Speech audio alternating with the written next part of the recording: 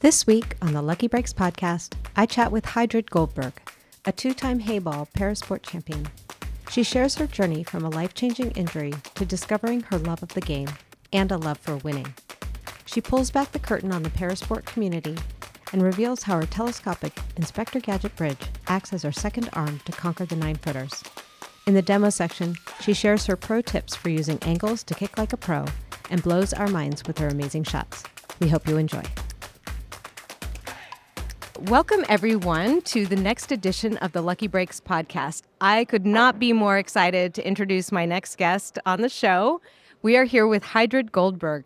She is a two-time Heyball Parasport champion, and she is with us today, and we're going to be talking about Parasport as well as some teamwork aspects of the game of pool. Welcome, Hydred. Thank you. I'm so excited to be on your show. Yes, Thank you so much for coming on. Thank you. Well, with all of our guests, we love to learn about your origin story. So how did you start playing pool? Who introduced you to the game? And how did you get so serious about the game? So, I only started playing pool after I got injured. Okay. I had a car accident in 1993. And I was 18 years old at the time. At the time, I hadn't played any billiards, any kind of cue sports at all.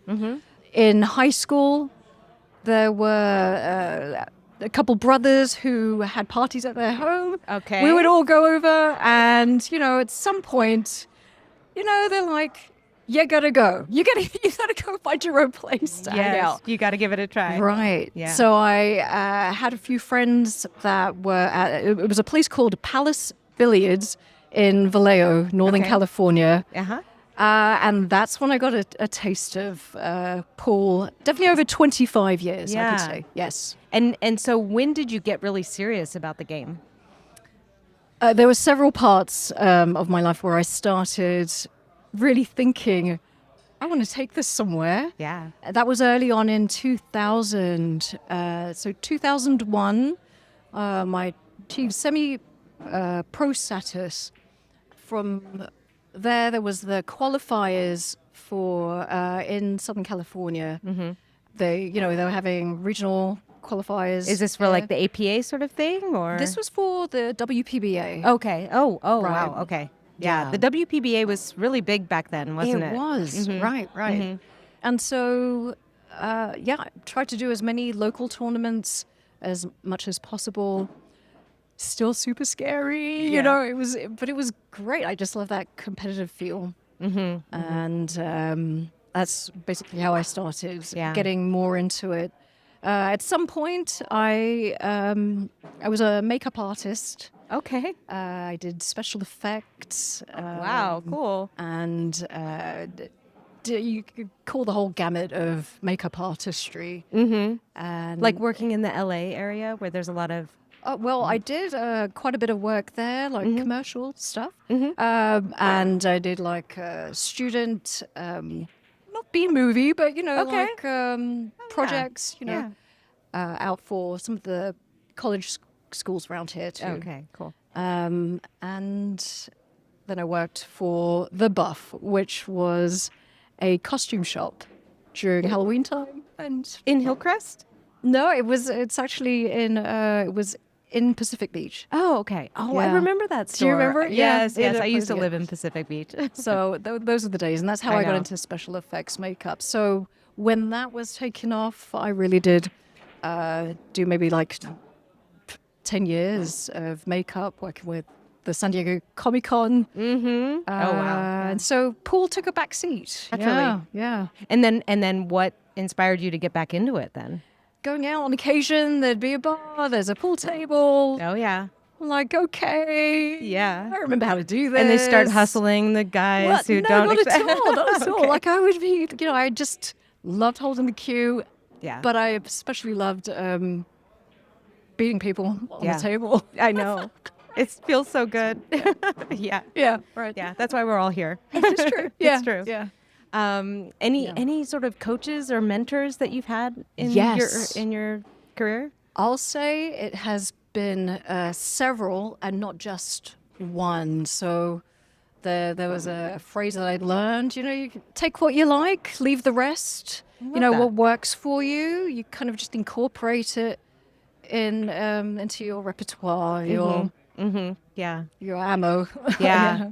That resonates because I've been playing a long time, and Yes. it's like every so many years I encounter someone and they teach me something new. Yeah. And then I sort of move on and I grow and get to the next person, and then they give me something else to add to my game. Yeah. Exactly. Yeah. And a lot of the times, they're very simple, nuanced little tips, I suppose you could say. For sure. It's great because then I can actually see it applied to my game, and I can see how it helps me. And I try and help and impart that to some people who ask me about it as well. You know. Well, let's talk a little bit about Parasport. Yeah. I think there's a lot of folks out there who maybe don't know much about being a Parasport athlete. I like to think of pool as an athletic kind of sport. Yes. And so tell me a little bit about what it's like being a Parasport player in Cue Sports, and also what might an able-bodied player find surprising. Find surprising about what might be easy or what might be harder than we might think. Parasport essentially is a division of athletics or sports that are geared towards people who have disabilities. And there are several different types of disabilities too. When it comes to Cue Sports, oftentimes Parasport is more towards Paralympics. So in this sense, a lot of the tournaments that I do, they are with people with either a standing disability or wheelchair. Okay. And sort of how many events do they have in a given year? Like, I guess we don't get to see as much of this as we might like. So I'm curious, like, how busy is the circuit? Like, do you run into the same folks on your trips to tournaments and things like that? Yes. So there is the Paralyzed Veterans of America, the PVA, and then there's the NWPA, the National Wheelchair Pool Players Association. Oh, great. They've been around for a while, and through the years they've merged together. So now the PVA usually holds these conjoined events. And it's not only for veterans, it's for anyone, who loves to play the sport. There's different types of skill levels, and it could be anything from 8-ball, 9-ball. And they are sort of dotted across the United States. Me, I could get that too. Yeah, the calendar. We could put that in the show notes. That'd be great. I'd love to share that with everyone out there. Yeah. So you said something there I want to ask about. You mentioned there's different abilities. So so are these tournaments, are they actually more open to lower skill levels? Like yes, we have all skill levels. Okay. What I've found through the years, because I'm coming back to doing more of the PVA tournaments. There's a lot of camaraderie too, because I've known a lot of the folks there through the years. That's one of the tournaments I used to participate in early on when I wanted to try all tournaments. Women's open, anything you can imagine. And you find that there are the better skill players that do play more often. For the most part, they're a little bit more of an advanced level. There's kind of like a top 10 or top 20 set. That's a great way to put it. Okay. Okay, great. And it sounds like you've been in that top 10 for a while now, huh? Well, it's been a long time. I was recently in Omaha, Nebraska last month. Wow. And it was at the Great Plains event, PVA. I took third, Paul Hall took second, and Chris Parnell took first place. It was It was a great event. It was also like another reunion. There's just a great feeling of that camaraderie, that kind of team sport, even though we're at it as individuals. Yeah. You feel like you're part of a team because Absolutely. you are and you see each other at all these different events, right? Yes. Yeah. All over the world, it sounds like. This one is more for the United States. There were a few people who weren't able to make it to the larger event or the WPA Heyball event because it is a different discipline. It's a different kind of game altogether. Yeah. And so what about I'm not sure we touched on like sort of what's harder or easier. When people ask you, it looks difficult what you're doing. When you and I got to play actually the other week, that was awesome. Yeah. It looks you very ceremoniously trounced me. It was great. It was. I feel like I was thinking, I think she let me win so that she could hang out with her friends. No. But it was wonderful to play you. And but it does look difficult. There is sort of getting around the table and seeing the balls well. Like what is sort of a harder aspect of the game, or what's maybe easier than we might think? I'll start with the harder one. Okay, great. Okay, so depending on the side of the table, I'm always in the same position. My stance is in the same position. Yeah. Which then also there's some leg room, and so depending on the side that I'm on, I'm actually further away from the table. So then now my sighting is slightly different. Another thing that can be difficult to gauge is height of the table, and also conditions of the floor. So mostly conditions. Wood floors, I think for myself, are harder. I do know a few parasport athletes that tend to put on their brake when they're making a shot.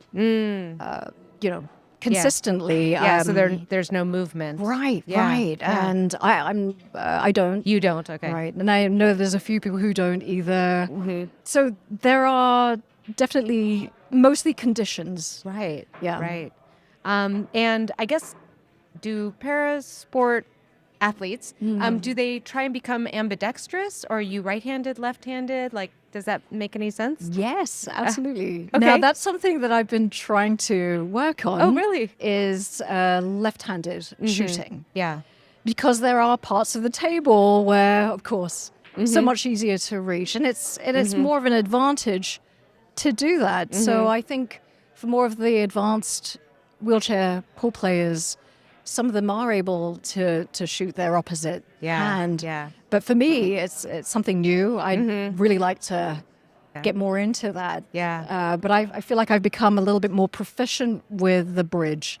So I feel very comfortable with bridges and rails, things like that. Yeah. And then what about anything that might be easier than we might think? So, you hear it a lot. It's a little cliche. When people say, you're closer to the level of the table, so you have a better line of sight. Yeah. And in some ways, it's true. I do sometimes get on my wheels and push up to get sort of a semi-bird's eye view. Interesting. And so in terms of, like, everything in the game is pretty much the same. You top, bottom, left, right. Like, you use all the tools that are at our disposal. You're just looking at the table from a different spot. Yes. Okay. Yes. Nice. Yeah. Awesome. Yeah. Well, I'm looking forward to some of the demos you're going to show us later. Let's do it, yeah. And one thing that you probably have a harder time doing is jumping. I don't know, Yes. And so I am not a jumper. Yeah. I would love to learn how to jump. I'm not. That's also something I've just started getting into. Definitely, I wish I knew. Right. a lot So more. have you learned to lean on other, like, kick shots, I guess, would become more important? Absolutely. Yeah? Yes. So I am very much about the rails, kicking out of safeties. And when I'm practicing, I practice just hitting a ball on the table with 1 rail, 2 rail, 3 rails. And it's also how I test a table as well. Yeah. Yeah. I guess going back to the conditions Yes. point you made earlier. That's true. Yeah. And The it rails are really important for you. That's right. Yeah. Yeah. And Yeah. what do you find is like some of the biggest problems with rails that you've run into? Like too bouncy, dead rails? Definitely. For all tables. So before a match, I'm sure you do this. I don't. Yeah. I probably should. But tell me, yeah. Yeah, I like to test it. I'll do like a lag sometimes just to feel the cloth. If I'm not in stroke, it's a great way to use running English, the 3-rail shot, just to see how the rails are. And even if there is like an off-rail, it's good to know. Yeah. Do you where just it try and is. avoid it then at that point? No, I'll know I may need to maybe hit harder. Yeah, like compress it's the tough. rail Right, or right. like You give want it a little to- more English or something? Exactly, Yeah, okay. exactly. Wow. All right. Well, let's definitely get some demos for that. Yeah, let's do I would it. love to. Yeah. The other thing I'm curious about is you mentioned it earlier that Yeah. you have this camaraderie with the other athletes. Yes. Do you play on any teams these days, or is that kind of the team you think of? So that's the team I think of today. Currently, I'm not on any league. I don't have a league team. You travel a lot, right? I do. Yeah. So oftentimes I'm on the East Coast or the West Coast. And, it's hard to stay long enough to get on a team, Right, and right. dedicate the time and the commitment to the team as well. Yeah. And that's one of the things that I miss the most. Is I remembered starting off, I was on an APA league, and it helped me especially get over a lot of the nerves and the anxiety Yeah. in playing. I mean, you want to help your team, but everybody's there to help you. Yeah. Yeah. Then you've got the team captain that will show you another way. So it's like a learning experience at the same time while having fun. Well, it's what I love about the sport is that there is this individual aspect, but there Right. is this team and interpersonal dynamics aspect as well. Yes. You might be out of the tournament, Yeah. but you're still there watching your quote unquote teammates keep Right. playing. Yes. And I know for myself, there are Yeah. certain people I talk to make me feel better, maybe Yeah, about yeah. what I just did. Right, Or right. maybe I need someone to like talk some sense into me because Yes. get your head out of your butt. Yeah, too. Like, yeah. And so I'm just curious, like when you're in those situations, like what kind of role do you play for your, teammates in that respect? When I was on a team, you Yeah. know, what I would find, I trust their instinct. Everyone's got a different style to it. Like methods might be different for other people. Yeah. But I like to know sometimes, like what made them choose a certain shot. And it's not a criticism. It's more of like, oh, I didn't think of that.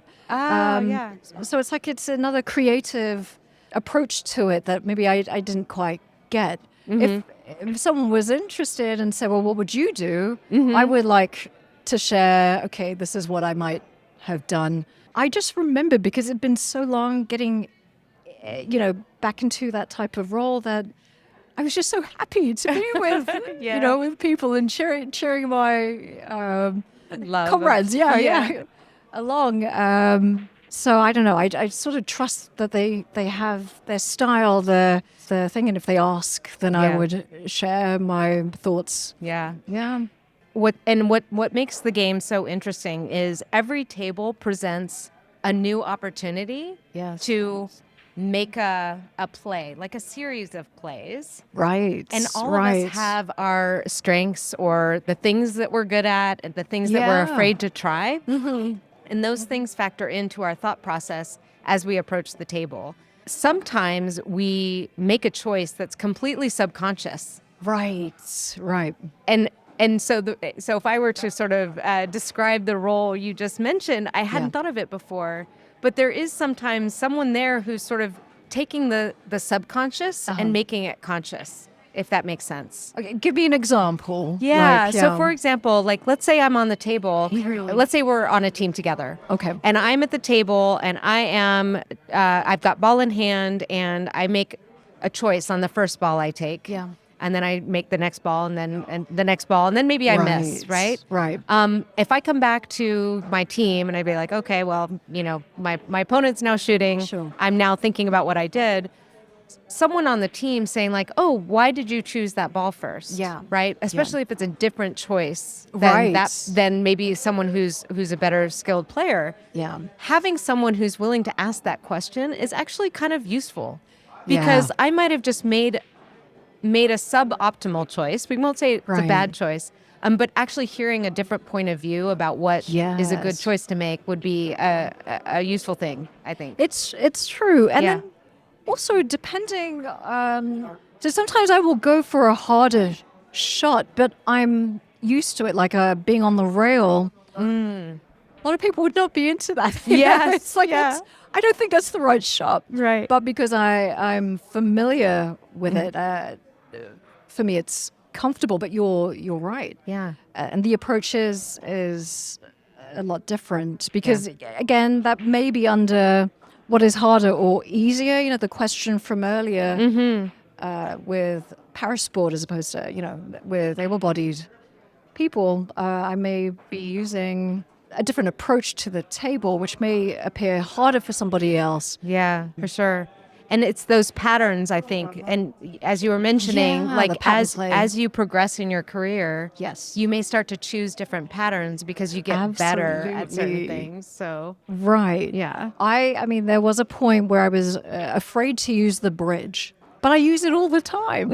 So with the game of 9-ball, I found if my cue ball is in the middle of the table, I have, a shorter distance to my next object ball, typically, than being on the rails or being to the edges. And that was one thing that helped to elevate and kind of see things clearly and get a little bit more comfortable with using the bridge. Yeah. So it's sort of like my second arm. Yeah. And then you use start a to lot. and then you start to think of it as part of yourself. That's right. As opposed to too bad, I need to use the bridge now. It should start to feel like, oh yay, I get to use the bridge. I get to almost it's like natural. a bionic. Yeah. Right. Yes. Yeah, a little Inspector Gadget. Yes. Thing. Yeah. Yes, exactly. I love that. Yeah. I just dated myself too. Oh, I know. I got the reference. You're fine. Right, yeah. Well, this was a wonderful conversation. I actually am going to take away quite a few things, and I'm looking forward to doing some demos as well, especially testing the rails, which apparently I should be doing before my matches. But before we sort of go to our Magic 8-Ball, are there any tournaments and events that are coming up that you want to tell us about? I do, yes. I have another Paralyzed Veterans of America event in Memphis, Tennessee. Great. This is going to be the 18th and 19th of this month. Oh, that's right around the corner. Yeah. Yeah. Then I'm gearing up for the Valencia, Spain one. That's beautiful. It's the women's tournament. And that's going to be end of November. That's between November 25th through December 2nd. Oh my gosh, I'm jealous. For 10-ball. Valencia is going to be beautiful. Yeah. Well, good luck in those tournaments. Thank you. I'm very excited to. Now, can It'll we be see? a great experience. Yes. Well, hopefully we'll get some of So the excited. matches on YouTube or something. Right. Wonderful. All right. Well, it is that time in the episode for you to ask the Magic 8-Ball a very important question about your future. Are you ready? I am ready. Wonderful. Yes, I'm ready. All right. Well, ask the question and then press the button and let's hear it. Okay. Will I eat paella in Spain? Ooh, I love paella. I have no idea. Well, I think you're going to have to make that happen. That's what that means. It's going to happen. Yes. Yeah. Well, it was so wonderful to have you on the show. Thank you so much. Thank you. Good luck in your coming tournaments. And thanks, everyone, for watching the podcast. And we'll see you next time. So we Yeah, are yeah. demoing how to approach a brand new table and test it and see if the rails are dead or alive. Right, and Yeah. even the cloth, and also my stroke. Okay. If I'm feeling off, I want to like be able to see how Yeah. I shoot. Okay. Right. All right. Yeah.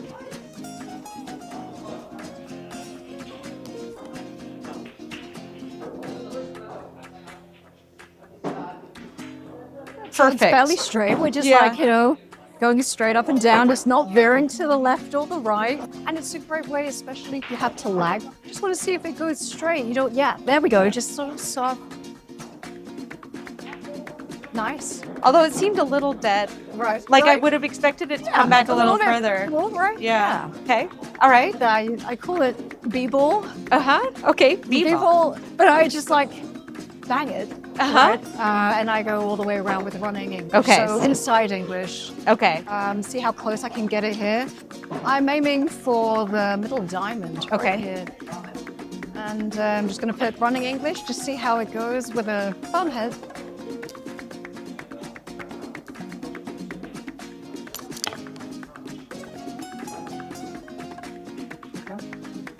And I'll do it again. I'll see how much more I might do the other side as well.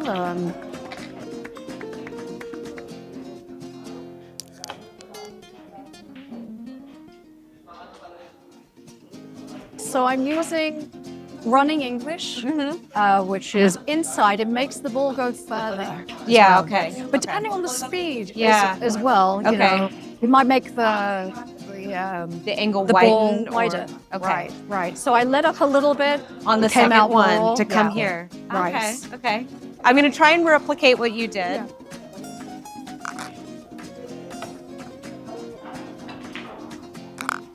We're in. Oh, Perfect. nailed it. That's good. So now if I go a little bit slower, it should come over here, right?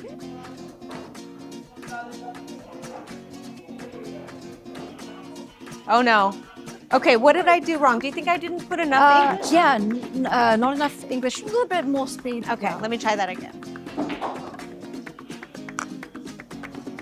And don't be afraid to hit hard. Harder. That's why I call it What is it? pitch ball. Oh, the So I bitch just go ball. Oh, you can say hard. bitch ball.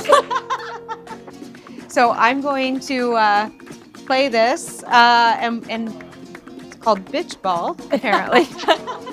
Okay, so I'm going to hit it a just little wanna bit hit harder. hard. Yeah, okay. Just like let's just swing out. Just Let it loose. Yeah. Okay.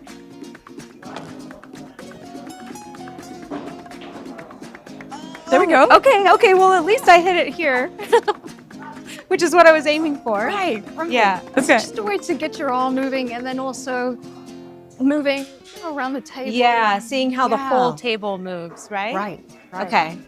But I would use a kick shot here. So I may hit into this rail, but what happens with a 2-rail shot is I get my cue ball to come up, So you're actually going to Yeah. try and hit the rail first. right? Yeah. And it will come here properly. So there's a couple different types. It's typically a bank shot system. I've heard it as like a equal angle. Uh-huh. Yeah, equal angle or equal distance. I Okay. use a little combination of both for when I do my kick shots. Okay. What I tend to do is I do an equal distance style. People are familiar with the mirror image. Mirror image in terms of kick shots, like a single kick shot. So I would take, let's see here, this space Distance? right here, Uh-huh. this distance, and bring it You know, I haven't there. really done that. No. Okay. right. Okay, and so now I've got my points. Oh, is that where when you Right you here. lined it up like this? yes, that's okay, the that's the same thing. style, Mhm. right? Mm-hmm. And you bring it over. Let's say Yeah. it's like exactly the same rail size as this. Uh-huh. Uh-huh. So let's say this is where the mirror is.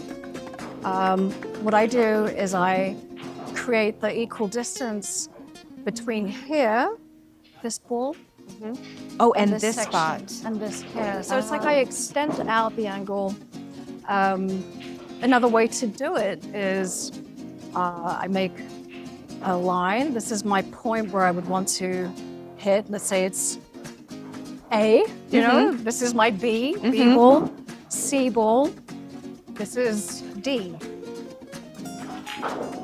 So I'm going to, create, I'm going to bisect the angle, triangle with this in mind and this distance here. Okay. And then I adjust it so that I'm going to be hitting Here instead of there. Yeah. So Let's see it. try it. And then Okay. what? Okay. And so now I'm creating the triangle, right? So that I will make it aim for here.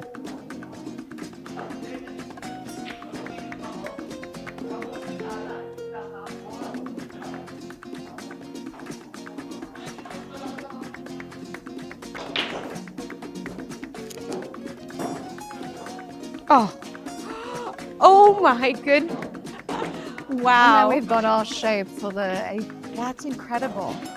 Okay, so I want to make the triangle from here to the chalk. To the chalk. So you're extending. You're going to make an equilateral triangle, right? Because it's going to be the same. You're going to bisect it in the middle. It should be the same on both sides. Same angle. Yeah, another way to look at it is from here, the angle from this ball hitting onto the rail and then the rebound coming out, the angle should be the same. And the rebound should be the same too. But that's just another way of using it. But I like to use the distance style. Okay. Anything can happen. Anything can happen, yeah.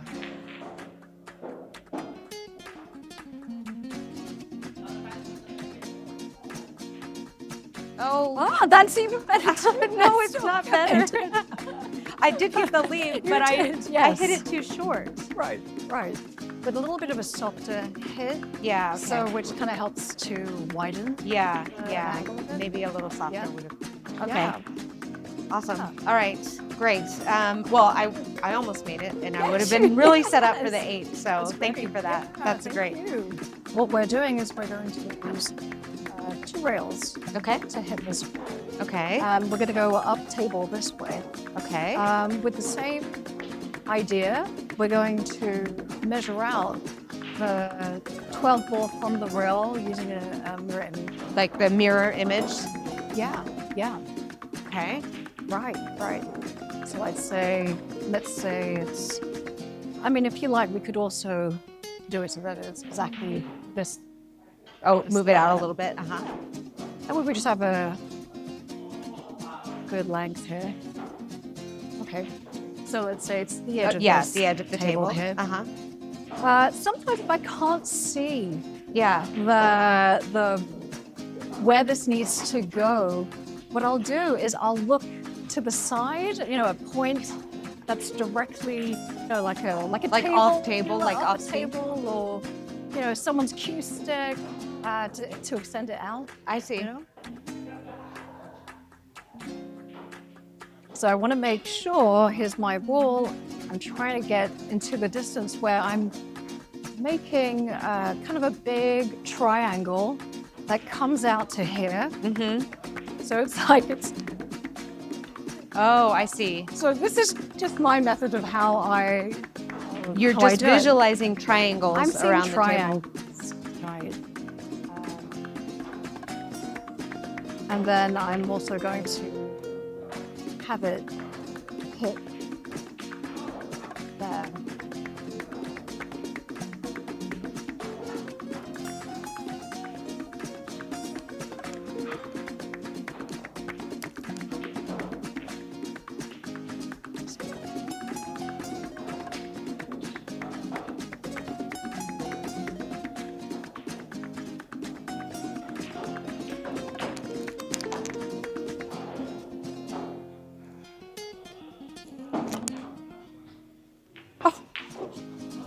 Oh my God. Wow. So that was incredible. Oh my gosh. That's incredible. 2 rail shots help kind of make the ball bigger to hit. So even if you don't make the ball, you're going to hit the ball for sure. Yeah. You know? Yeah. When people say it makes the ball bigger, Yeah. there's more area that it's going to touch. So, you can hit it all. Yeah, it gets over. all sides of Yeah, it. Yeah. So this here, I usually place it underneath my legs. It's on the frame of my wheelchair, but it's so handy. I just kind of slide it in and out when I need it. Yeah. Inspector So, Gadget too. This kind is of. it's true. It's a very special mechanical bridge because it's telescopic. It actually pulls all the way out to 8 feet long. And then with my 12-inch extension, I could reach the entire 9-foot table there. Put it out as close as I can.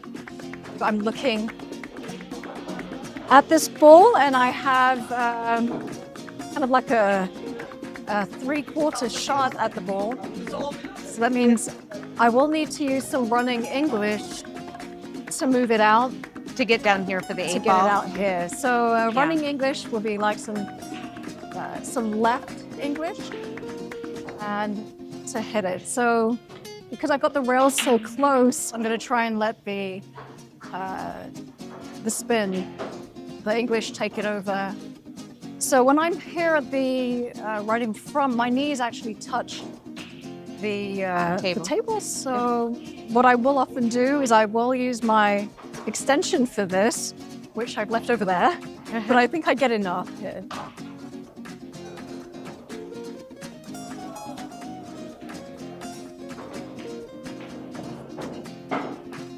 Beautiful. Beautiful. Yeah. May I use your bridge? Yes, please. Okay. Yes. Feel free to just Okay. inhale where you like.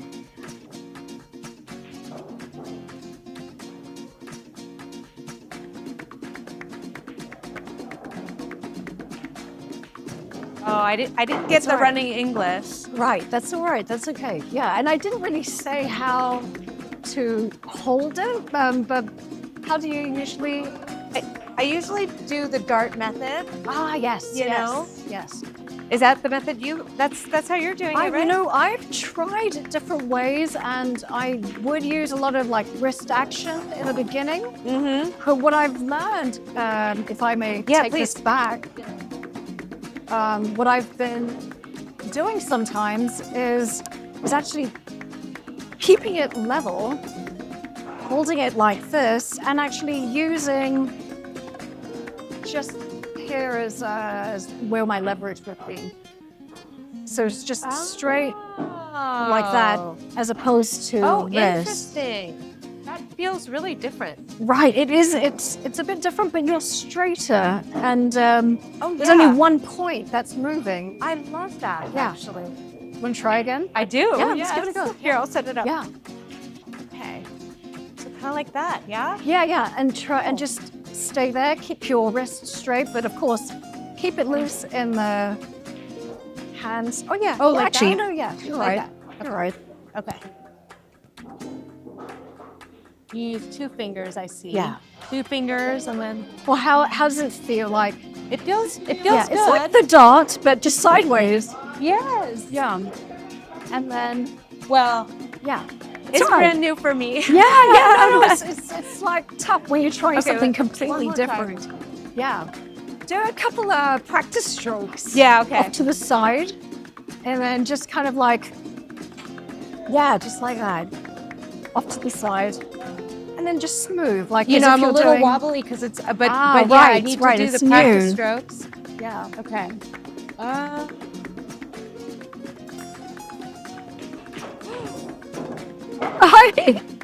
I love that. Maybe a little bit of. I really Find like out. that. It feels more and even- natural. Yeah. And even if you do have a little bit more of a wrist action, that's okay too. You know, Yeah. feel it out. You know, Well, everyone's a little bit different. too. Yeah, for sure. But and the more I've- you do it, the more stable you get, Yes, probably. yes. Yeah. I've learned to sort of not be too loosey-goosey with my wrist because I get a little too much. But so everybody's different, you know? Yeah, love that. All right. And then...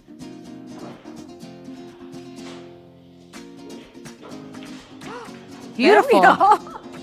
That was really good. Yeah. That was really good. It's cool. Okay. Very cool. That wraps up another episode. A big thank you to our guest for joining us today and sharing their story. If you want to connect with our guest, their contact info can be found in the show notes for this episode. Also, please show your support by liking and subscribing. We hope you enjoyed this episode of the Lucky Breaks podcast. You can find more episodes at youtube.com/@luckybreaks-podcast or by searching for Lucky Breaks on your favorite podcast player. This episode was produced by Sue Leader, Aaron Schulman, and Beth Jung. Thank you for your support. Sign up to be a guest on a future episode from our YouTube channel page.